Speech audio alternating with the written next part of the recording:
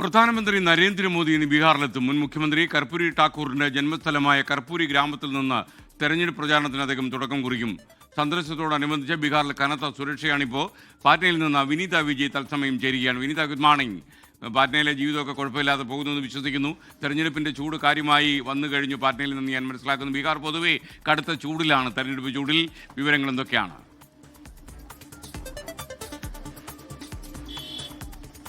Very good morning എസ്കേൻ. പാട്നയിലെ ജീവിതമൊക്കെ സുഖമായി പോവുകയാണ്. ഇപ്പോൾ ഞാൻ പാട്നയിലല്ല ഉള്ളത്. ഇപ്പോൾ ഞാൻ കർപ്പൂരി ഗ്രാമത്തിലേക്ക് എത്തിയിരിക്കുകയാണ് രാവിലെ.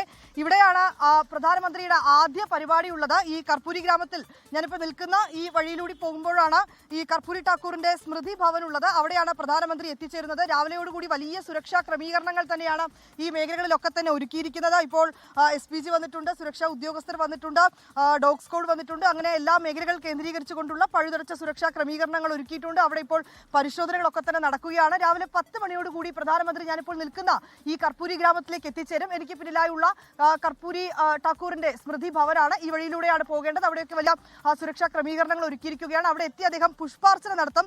ഇവിടെ നിന്നാണ്, ഈ കർപ്പൂരി ഗ്രാമത്തിൽ നിന്നാണ് NDAയുടെ തെരഞ്ഞെടുപ്പ് പ്രചരണങ്ങൾക്ക് തുടക്കം കുറിക്കുന്നത്. ബീഹാറിലെ മുൻ മുഖ്യമന്ത്രിയായിരുന്നു കർപ്പൂരി ഠാക്കൂർ. ഒപ്പം തന്നെ ഈ കർപ്പൂരി ഗ്രാമത്തിൽ നിന്ന് തെരഞ്ഞെടുപ്പ് പ്രചരണത്തിന് തുടക്കം കുറിക്കുന്നതിലൂടെ പിന്നോക്ക വിഭാഗങ്ങളെ ഞങ്ങൾ ഒപ്പം നിർത്തുന്നു, അല്ലെങ്കിൽ അവർക്കൊപ്പമാണ് ഞങ്ങളെന്നൊരു സന്ദേശം കൂടി മുന്നോട്ട് വയ്ക്കാനാണ് NDA ശ്രമിക്കുന്നത്. ഇവിടെ നിന്നുള്ള പരിപാടികൾക്ക് ശേഷം അദ്ദേഹം നേരെ സമസ്തിപൂരിലേക്കായിരിക്കും പോവുക പ്രധാനമന്ത്രി.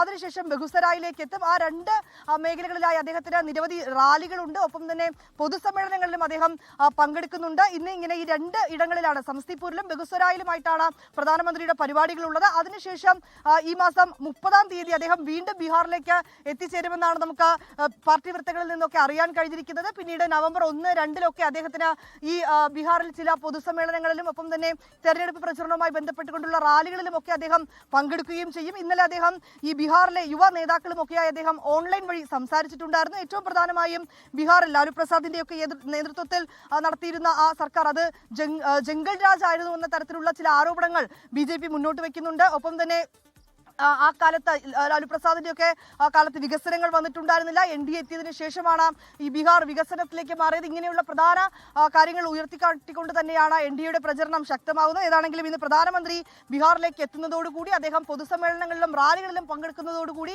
NDAയുടെ പ്രചരണം ബീഹാറിൽ ശക്തമാവുകയാണ്.